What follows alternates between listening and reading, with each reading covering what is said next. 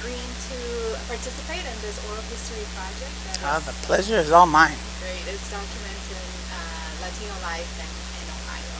Today is Friday, April 22nd, 2016. And could you tell us your full name, please? My name is Guillermo Arriaga. And where were you born and where did you grow up? I was born in Fremont, Ohio, and I was raised, I grew up as a youngster in different little towns, pueblitos, around the Fremont area. When I became a teacher years later, I went back and married and moved to Fremont for 7 years. What's your heritage? Mexican. How did you end up in Ohio? How did your family end up? Well, my family ended up migrating here in the 1940s. And as a youngster, when my father died, I was the age of 7, my mom put us out in the fields because she couldn't afford to raise 9 children with just a little bit of money she was getting. So we started working, and all my life I worked with immigrants. And I thought that's where we were.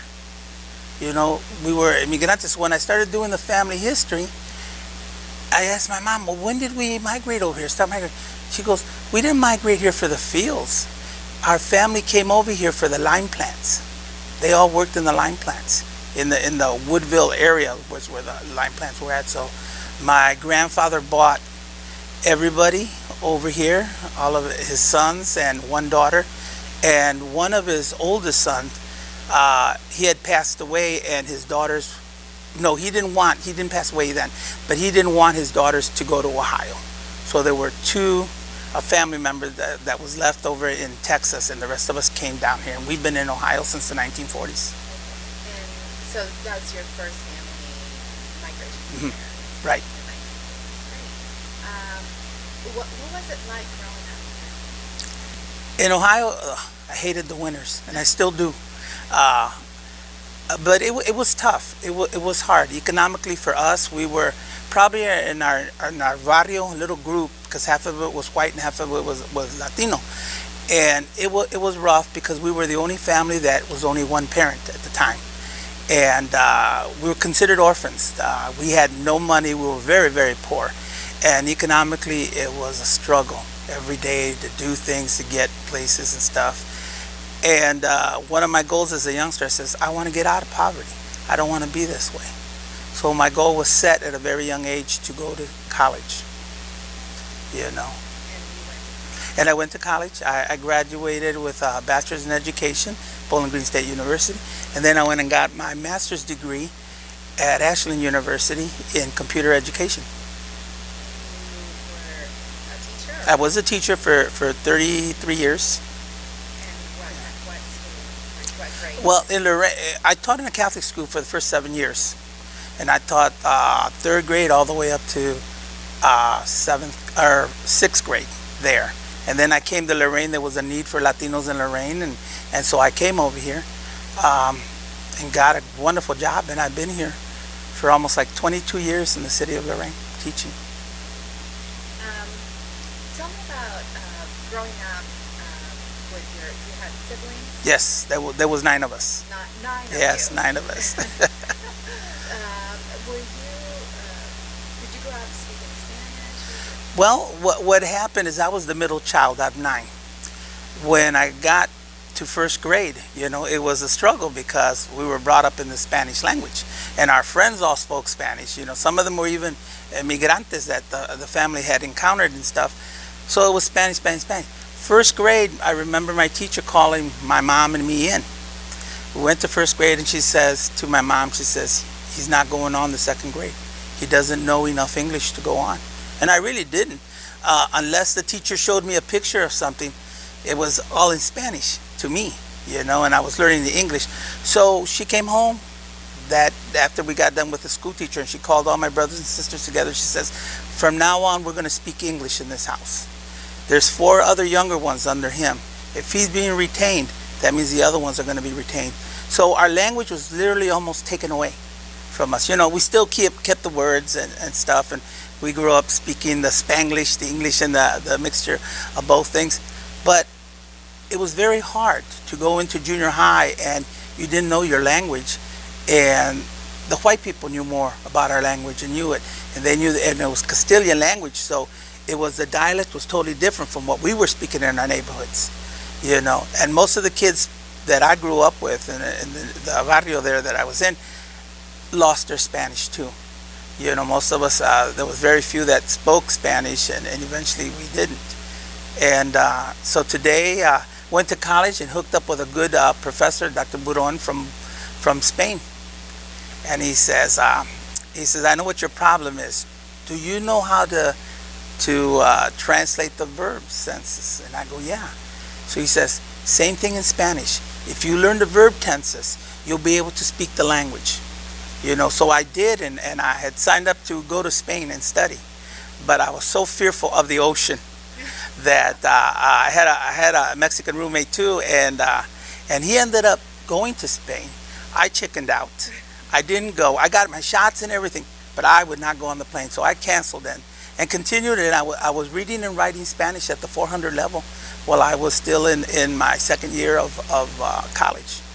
What about the rest of your siblings? Did they speak, or what did they do? Most of them, there's a few, and I've said I've had to relearn my language twice. And I think that was why I'm running a museum, a Latino museum today, because it was very difficult. We were raised in a community where it was just, in most of the communities that I lived in, the little small towns, were German, Italian, and Mexicans. That was it. And we were considered the blacks of the times. You're nothing, you're field workers, you don't do nothing, you don't amount to nothing. In fact, when I wanted to go on to college, and one of my counselors refused to give me geometry. And I said, listen, I want to go on to college. He says, no. Your kind don't go on to college. You go into factory work and you have all these babies, which was evident to the families because they all had like 9 or 10 kids, In fact, I had an aunt that had 18 children, But it was very difficult. And I had to go and apply to the superintendent when the last year for colleges. They all came and tried to recruit us and everything, and they said, you're lacking geometry, and if you don't take it, that's an entrance. You won't get into college. So I had to go to the superintendent and ask for special permission to go and sit as a senior with 10th graders and take the class. And it was embarrassing, but I did it because I wanted to go to college. I was the first. I was the first in all my, probably about, I'd say 300, 400 family members in the Ohio area. I was the first to go to college. And it was a struggle because I didn't know a lot. I wasn't brought up with knowledge.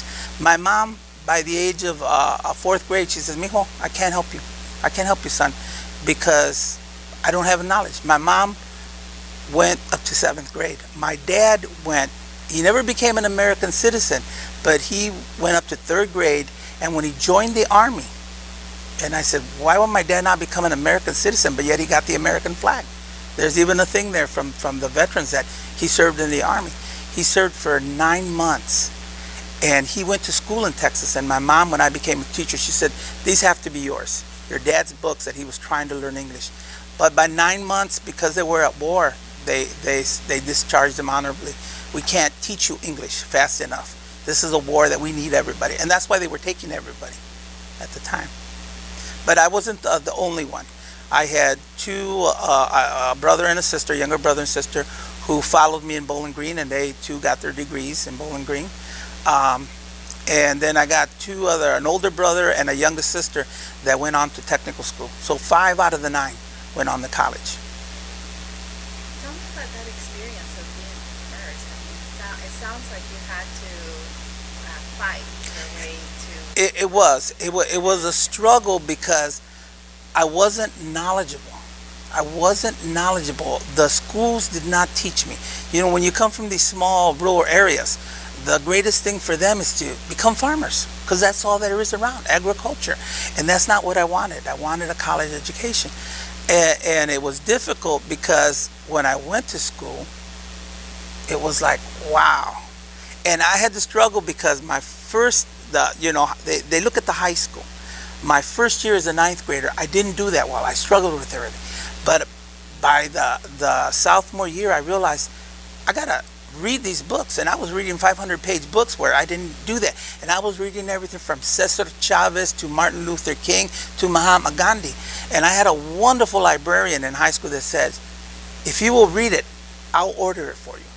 And there must have been, I would say maybe a wall this big from the door to the wall. She ordered all those books for me, and I read every one of those books. I read every one of those books. And those were my mentors. Those are what I get, what I did. But it was very difficult when I got to college. I mean, these were kids that were the elite at Bowling Green. They were educated for this. They were groomed for that, as youngsters. We were not, But like I said, by 4th grade, my mom says, no te puedo ayudar, I can't help you, And it was difficult to try and learn, struggle. But I did it. I did it.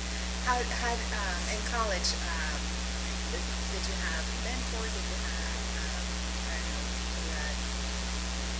I had a few, like I said, Dr. Buron, a Spanish professor who taught me and got me hooked on the Spanish language. And then I had a few Mexican mentors that I looked up to that were there, that were professors, and they really, really inspired me. I got to meet several people from Reyes Tejerina. Who else did we meet? The juez, ¿cómo se llama? From Texas, famous Tex from the earlier things. So we had a Latino conference, and I was part of that, and I joined the Latino group, to kind of bind, because you come from these small towns, and you go into a world that you're not even accustomed to. You don't even know. So you try and hook up with people of your own kind. So I was always around probably about 10 Latinos that we hung out as a group, and we were always together. We were always helping us out. And Cesar Chavez was such an influence because I became an activist for the boycott. I worked as a migrant, picking pickles, tomate, and beets, hoeing beets, and everything. So I could relate to this man who was, fighting for the cause. In fact, I remember one time I was out because I was already of age, about 15, 16, and I was out there in the fields. And they started to spray DDT on us. And I had read Rachel Carson, about the chemical DDT and what it was doing at the time. And I was reading about what migrants were going through with all the spraying, the heart problems, the breathing problems, and I thought, no way. So I told the lady, stop, everybody get out. And they're arguing with me. These señoras are arguing with me that, oh no, we got to work, the farmers got. Okay, so you're going to leave your kids as orphans because you'd rather take this poison from this man. No, I got him out. And the farmer came and he started cussing me out and wanted me out of his fields and stuff. But to this day, I still believed I did the right thing in getting those ladies out of there, because they don't care about people. Some people, because the money was still talking at the time, So you mentioned you have a document with all your genealogy. Yes. Can you tell me about that? Well, I started years ago because my thing was, as a youngster, there was nothing really there about our people, about our culture. And I knew there was. I mean, we were building pyramids and everything, and great civilizations. And our history books were giving us a paragraph. That was all we were. And I knew there was more of that. But I needed to know where I came from. Because I remember at the age of, in 6th grade, I had these mean teachers from the South. And they were here. They were up here in the North. And they were mean, and they hated us. They treated us like the blacks. And I remember going to 6th grade and looking in the mirror in the bathroom and saying, God, why didn't you make me white? Why did you make me who I am? I didn't like myself. And I started to look at that and saying, no, I'm more than what these people telling me. Because at the time, no two Latinos could sit by each other. And if you spoke Spanish, you got paddled for it. You got paddled for it. And everybody could sit with their friends, but Latinos weren't allowed to sit with Latinos. We were always separated. And you don't speak that language, And these guys were speaking Pig Latin, whatever. Some of them were Italian, everything. They were allowed to do it, but not Latinos. We were treated differently. And I wanted to when I looked at myself as 6th grade and says, no, I need to. And that's when I started to read Cesar Chavez and the struggle that he was doing with the union and the people, and Mahatma Gandhi, what he was doing in his country, and what Martin Luther King was doing here. People think Martin Luther King was just dealing with blacks. Martin Luther King was dealing with Latinos. There were a lot of Latinos in his marches. There was white people in his marches, people of all faith in his marches. And I wanted to be a part of that because we needed a change in our little small towns. So what have you found out so far as far as your... My family? Yeah, Well, I found out so much that there was an aunt that was my grandfather's half-sister. And everybody talked about this lady. I never met her. And I wanted to find out more about my family history in Texas and Mexico. And I knew that in my father's side, when my grandfather died, with the Arriaga name, he came through his birth certificate. I found out he was born in Mexico City. But then the family moved to San Luis Potosí, Mexico.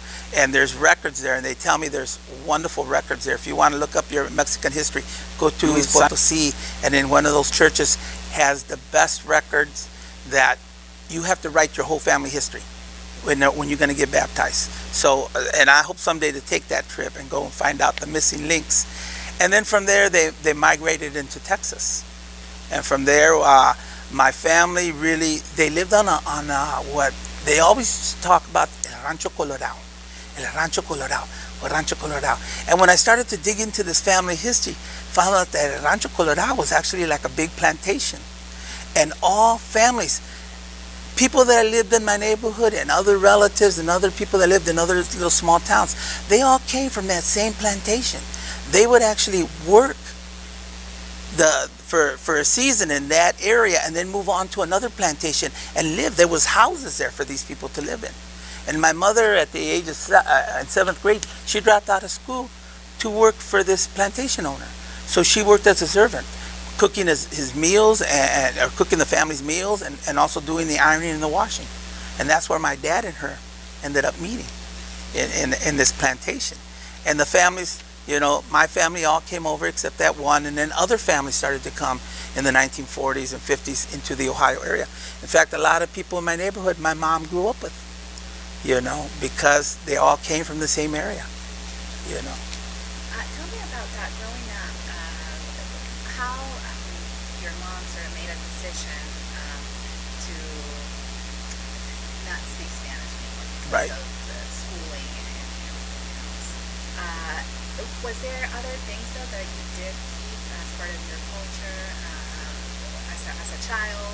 Well, we did keep the tradition of the comida.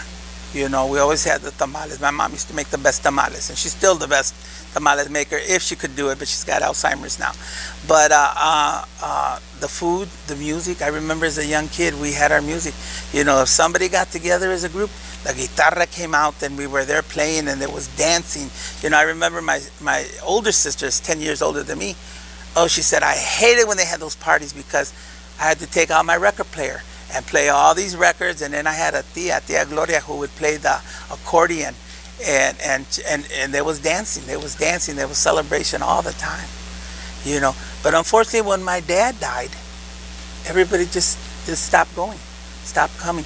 We moved to a smaller town, and it was difficult, for people to get around back in those days, in the early 60s, it was difficult. So it was like we always knew our cousins. We'd spend the night with them and we'd see them and stuff like that. But it was the holidays, the festivities, Dia de Guadalupe. I remember the tias would always have a big rosary and they'd bring candy, and it was always packed, kneeling room only, and we all knew that as kids, you had to be quiet, you had to learn these prayers, and you had to do it. So, kept up with that culture. But still there was so much that was missing, that was going away little by little, because they wanted the best for their children. And they knew that if they continued in the old ways with the language and the same thing, we would never be successful in a way. So in a way it was a blessing, but it was a curse in being brought up this way. But I wanted to know who we were, and that we were something, and that we had more, Latinos had more to contribute to this world and this country, and we weren't being credited for that. So in the high school, I became what you probably would call a militant. My brother went into the service, and when he came home, I got his jacket and I wore it. And I wore it for years. My mom, I remember when I went off to college, and the first time I came home, I said, where's my army jacket? She goes, that smelly old thing, I don't think you've washed it in years. I burned it. When you left the college, I burned it. I didn't want you wearing that anymore. But it was a symbol about being strength, being a Chicano power, being, learning who we were and building that. And I remember, and I still have a picture of in Bowling Green when Cesar Chavez was doing Proposition 14, because they wanted to make sure that these people got their rights against the grape owners and stuff, and the lettuce. I started boycotting. In the stores lettuce and grapes and wine, Gallo wines and everything. And people were just, they were so angry. But I stood still. I did. And I remember that one day we were, a group of Latinos, we decided to protest at the administration. And so we ended up creating a Cesar Chavez flag. We sewed it. We all took turns sewing that flag, and we did tortillas with a bottle, and that's how we rolled it, because we didn't have a rolling pin to do it. And we made comida mexicana, and we were celebrating that tomorrow we were going to go and protest. And there's a picture, it came out in the paper, and I still have it to this day. And the group decided I should have the flag. So they gave me the flag, and I still have it to this day. I've exhibited in a couple of exhibits that we've done, dealing with the farm workers. But it gives me great pride in having that. Aside from being a teacher for many years, what other jobs have you had? You said you were a farm worker. Well, I was a farm worker as a young kid, and then I became a teacher's aide because I wanted to do more. And it was a struggle to have to deal with Latinos that were coming from Texas and Mexico, Florida, and trying to speak the language. It was a big struggle for me to do that. But they were little kids, so that was good. So that's how I got into teaching. I really enjoyed doing that. So I went to Bowling Green after those 3 summers that I spent doing that. And then I went on, and my first teaching professional job was a teacher in a migrant school. But it was a good experience dealing with the people. But again, there was so much discrimination against the kids. The teachers, I realized that I was the only Hispanic teacher teaching in the system, in several systems. And yet, the aides were doing all the work because the teachers did not know any English. They were getting their full-fledged paid paychecks, and the aides were doing all the work, getting minimum wage, like $2 an hour, doing all the work.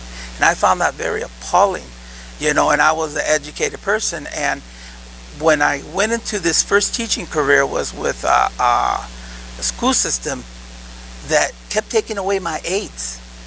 I had in a very small room probably about 45 students, and they ranged, because they came from all these states, they ranged from 5th grade English speaking to no English at all. And they would tell me, well, just do arts and crafts. I became a professional teacher. I want these kids to learn. And I would go home every day with new bruises there was no room. And I finally got so fed up. Every time there was a new class added, they would take my aide, and I would be left with nobody helping me. And some of these classrooms had 12 kids. And I had all full kids with all that range. And the aides were doing all the work, and I was a professional. And I finally says, no, I'm going to stop this. This is not what it's about. If I don't get an aide, all I'm asking is to be treated equally like all the teachers. Well, they don't feel that you need an aide. Well, I need an aide. I have 3 times as many kids as most of the classrooms, and I need an aide. So if you don't, I'm gonna call every Latino organization. And at the time, my brother-in-law was head of the Raza Unida of Northwest Ohio, so I knew him. But I said I was gonna call everybody and say, this is discrimination. Our children, and because I wanted more for the kids, you can't attend to that many children and at all those grade levels. So they blackballed me from that school system after that. I would go in, I said, let me see my file. Oh, we don't have a file on you, which is illegal, but I didn't know at the time. And just kept getting that discrimination of they didn't want to hire me because I had stood up to them, And then when they did, I told them I didn't want to. After about 6 years, I says, no, because you know what? I'm coming here to do a good job as a teacher for all kids. And I'm not going to be looking at my back trying to figure out who's going to backstab me because of who I am. And I just said, no, I'm going to do that. So I got a job in the Catholic school, and they loved me. I was going in for a kindergarten job, and I thought, oh, I don't know how I can handle those little kids, not having kids at the time myself. And I said, but I think it'll be fun. I think it'll be fun. And then they decided, oh no, they wanted me for a third grade teacher. So they had already thought about that during the interview, and I got hired. And I was there for 7 years, you know. And I loved it. I loved working in the Catholic schools. Do you have Latino students here? No. That's the only thing. There was only one family, and they were I think half Mexican and half Puerto Rican, and all the kids really spoke except the older ones. All the younger kids that I had were all English speaking.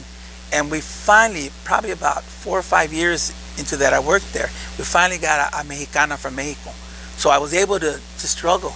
But you know, I had lost so much not reading it, not writing it, and speaking it only at home with my family here and there. You know, my wife and that. But I lost a lot of my Spanish, and I had to relearn it when I came to Lorain. Totally different. You know, as a teacher, you know, they needed Latino teachers here, so I came and they right away. And what they did to me is, my fiance at the time came with me, and we'd never known Lorain. We didn't know. We just figured out how we got here. And I was here till probably 9 o'clock at night, and she was sitting in the car, frightened to death, thinking, did they kill him? What did they do with him? You know, she didn't come in. But I had to translate.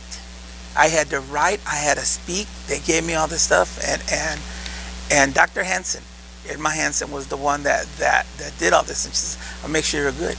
And they put me, and when I went to the school, went back home, and they called me up and they said, you got the job, come over here to this school. So I had my car packed, we came over here, and they wouldn't let me into the school. Said, oh no, you're not coming in, we're not going to give you room.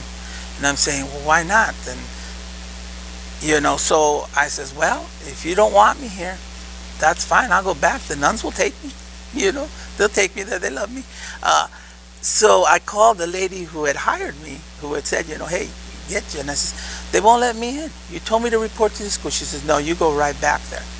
And the principal was waiting for me. This was a custodian who he had called. He said, don't give me no room. Nothing. So the principal sat there interviewing me, which was not, I was already interviewed by personnel and this lady. And so I didn't know at the time, but he's going, and he says, well, we'd love to have you, but you're scheduled to be in a bilingual school. I said, well, I'm not certified to do bilingual. Well, that's where you're at, so I'm not letting you come in here. So I went back, found the phone, and called the lady up. I says, they're still not letting me in. I says, you know what? The nuns will take me back. I will go back to where I need to go. You know, oh, no. I will get on the phone. I'll call him, and you go right back, and you unload. And I did. And this principal did not. He made my life difficult for a whole year till finally I stood up to him. I says, I'm not putting up with this nonsense. You know, you can tell me and do everything you want with me, but when you're affecting my kids, you're making my kids cry to get to me, that's going to stop right now. And it was a struggle. It's been a struggle. Because he was a control freak. He was a control freak, and he didn't want, because that made him look bad, was his superiors. So he thought he'd do that to me. And then I finally called the union, and it says, listen, I'm having trouble with this guy. He's telling me read the book, and I've read the book. I go to him for advice. He won't tell me anything. And I've come to the union here, and they told me two things. You can either invite the union in to a meeting with them, or you go yourself behind closed doors. So I chose the closed doors, and I let him have it. And I says, I won't put up with your bullying. You're bullying me. And I says, I won't do that. I says, but I will go to it. But means it is, because I like the school system. We're in need of Latinos, and I'm going to come here. And so he just backed down after that, and he realized, don't mess with me, because I'm. What grade? I taught fourth grade. I taught fourth grade for 12 years in that school. 12 years, and then I finally decided to go. It was a heavily populated Latino school, so there was. It wasn't. We held the ESL. We had 4 classrooms of ESL, so I did that interaction with that. But at the time, there was problems with some of our Latino kids in the ESL, And so I would say, well, I've had all kinds of training. Send them over to me, because some of the teachers, they were females, and they were afraid that some of these kids were too big and they were, might do something. So I said, send them to me. And I realized that the problem was that some of these kids had learning disabilities.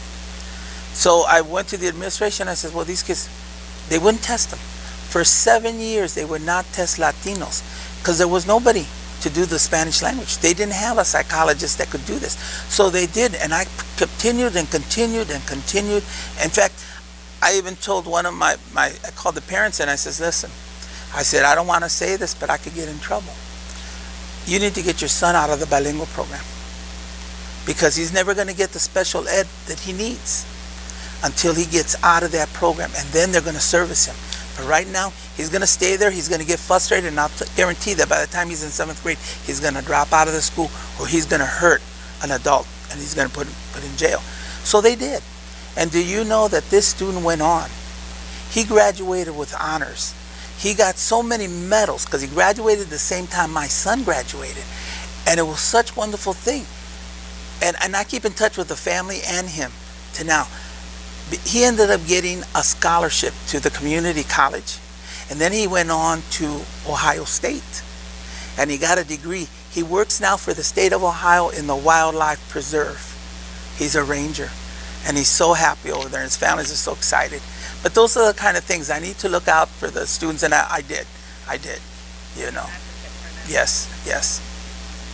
You mentioned you have children? I have two. So you mentioned sort of the language, right? How it was sort of cut out when you were a kid. What about your kids? Did you try to keep that, or We tried to, is your wife but Mexican-American? she's Mexican too. She's Mexican American too.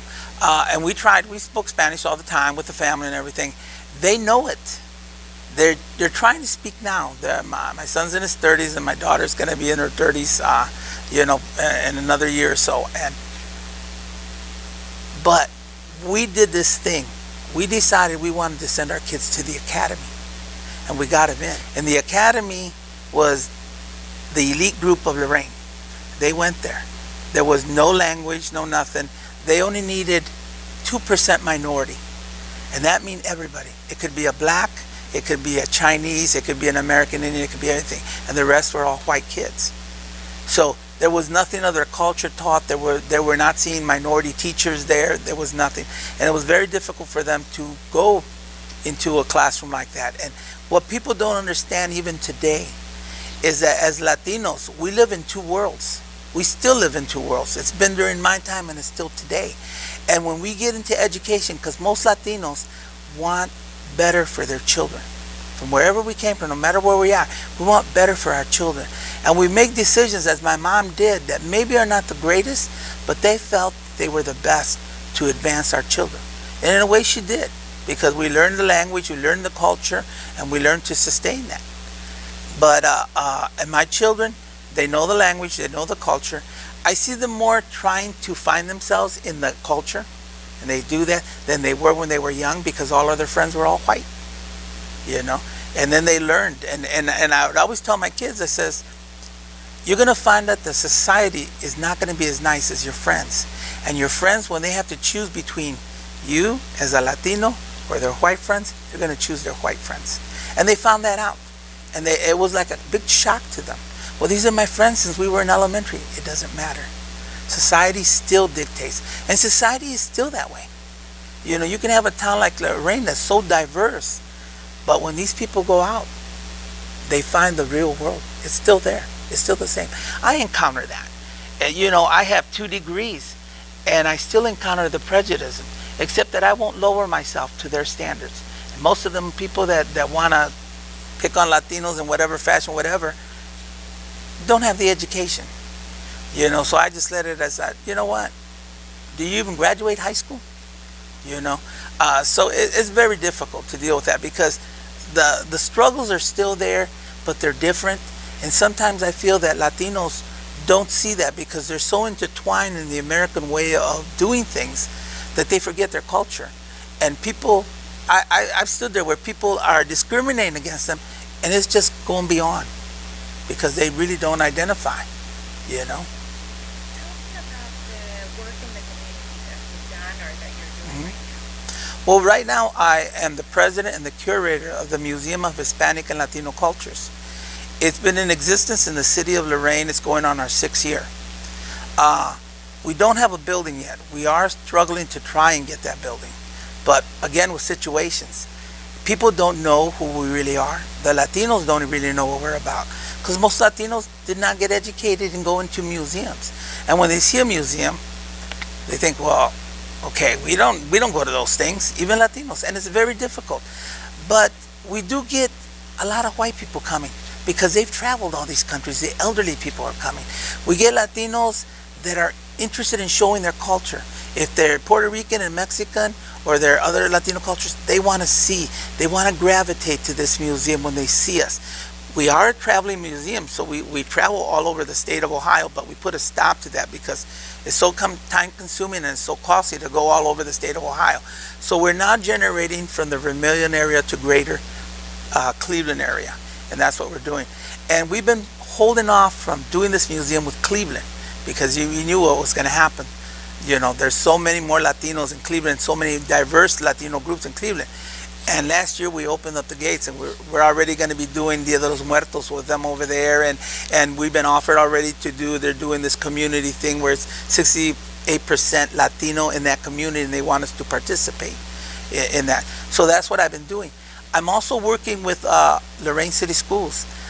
The only program, since I've been retired for all these years, that I've joined, it's called Padres Comprometidos, and it's out of San Antonio, Texas. I don't know if you're familiar with that, but it's geared towards teaching Latino parents, and not only Latino parents, because they're diversifying into Black American groups and non-speaking Latinos too, because we have a lot of those. But it's basically trying to teach them how to work within the system, how to deal, ask questions to not only the teacher, the principal, know about the state reports. So my job as a facilitator, and I'm doing it all in Spanish, so I'm really learning. And I tell my parents, I says, I'm learning a lot more Spanish, but I'm also bringing it to writing it again and doing it. So to me, it's a wonderful experience that I'm having with these parents. Unfortunately, we have 4 locations, but we're having all struggling. And the companies told us we've been doing this for years, and that's what happens the first year. But we had a meeting last Wednesday to try and figure out how can we get to the community. What do you do? What do we need to do? And all these wonderful suggestions came out of this program. We're hoping that next year is going to be even better, because the parents are so excited about what they're learning, about how to ask the questions, the right questions, how to make sure. In the past, like my generation, and I'm still seeing it, the schools do what they need to do and parents leave the schools alone. As Latino parents, you've got to get involved. You've got to know what the school is doing. And is it right decision for your children? Because for the most part, they think of the Latino community as, well, they're not interested. It's not that they're interested, but they think the concept's always been the schools are better, they're better educated. But sometimes that isn't the right thing for our people, or our children. And this program came about, and I loved it. I fell in love with it, and I love what I'm doing with the parents, and I even suggested, hey, let's go to every open house, let's do it early, and let's invite the parents from the whole community. And they've even suggested, instead of 4, put it into 2, and let the parents congregate in that. But it's so helpful to the parents, and the parents have gone, part of the thing is training them how to have a dialogue with the principal, with the teacher, with the counselor, and for the other parents, it's about getting your kids to college. You start beginning telling children about college and being successful at a very young age. I deal with the elementary group, but you continue that. And when we had our meeting with all the groups, the parents were saying it's so important. I wish I would have had this program, because my kids that have already graduated are not at school. They're trying to find jobs that they're not qualified for.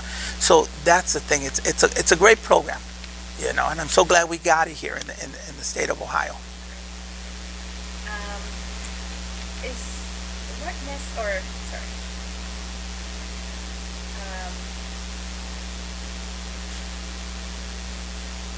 From everything that you've done and you're continuing to do in Ohio, can you reflect on what Ohio means to you? Ohio is my life.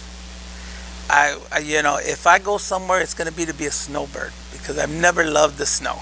My younger brothers and sisters know, but come on, I don't want to be. I'm too cold, and I'm still cold. I see snow, and I want to go into the house. But it's a wonderful wonderful place to be. It's a place of intrigue. Ohio is a place of opportunity, but a lot of times we don't challenge our state to do the things that they need to do for the communities. The Latino community needs to go forth. There's money out there for our kids to go to school, and yet many Latinos don't tap into that. They don't know how. I do that now. I go and try and find out, and today I even found more information on how we can get money to our kids, college money to our kids. You know, I struggled. I got some grants for being what I was, low income, but at the end, I had to pay. You know, I had to pay some of that money back, you know, because I got these grants. But it was about getting that job and being qualified. You know, in the years that I was working as a school teacher, I fell in love with the science. I became an advocate for the environment. In fact, in one of the schools that I taught for 12 years, I was an environmentalist and taught so many kids about the environment. And I became that Oberlin College, which is the second prestigious college in the United States, came to me and said, we'll offer you an environmental grant. And they did. For 5 years, we got more than $5,000 to run programs. I had my kids in all these environmental programs. They learned so much about the environment. But I learned early to say, the proficiencies are coming into our schools. I need to make sure that everything I do is towards that proficiency. So I started checking in with the state and doing that. For 3 years, we were always ahead of the state. When their standards went up, my kids were above that. My kids were learning to read, write, and do math like never before, do science.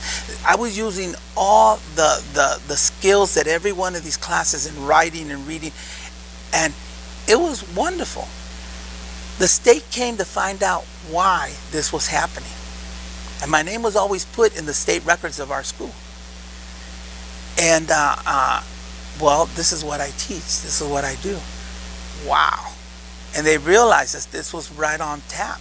The elementary school teacher, everything I was teaching the environment was what the state was doing. And I had never looked at any of the records. This was before the testing from the state came out. And my kids were always into that. In junior high, I did the same thing. It was about things. It was about how to advance these kids. You know, what was so sad is I had a lot of special ed kids. And I went to the state and I said, listen, these Latinos that don't speak any English, they're in special bilingual program. That's a special ed program.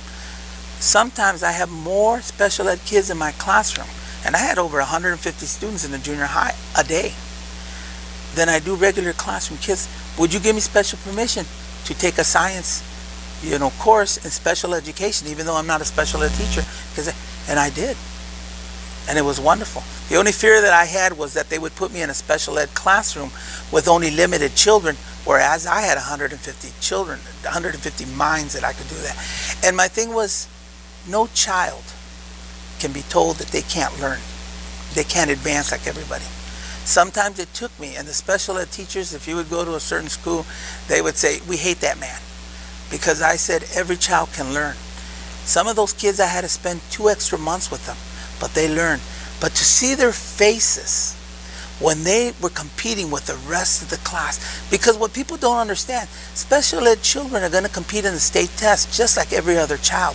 And they're sometimes 4 or 5 years behind every regular child. And my thing was that they're going to learn the things that I needed to learn. And having 25 years in elementary, the teachers looked and said, this is too elementary. Well, some of these kids can't read, and I got to show them how to read. But I have to show them how to read 7th and 8th grade material, not 2nd grade stuff.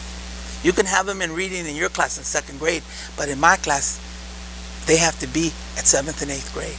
So I learned to do that. And today I run into these students that said, man, I wouldn't have made it through high school if it wasn't for you. And and several of my kids, in fact, last Saturday I was out at a flea market. Several of my kids have said, man, I love this man. And they came and they hugged me and says, you'll always be part of my family.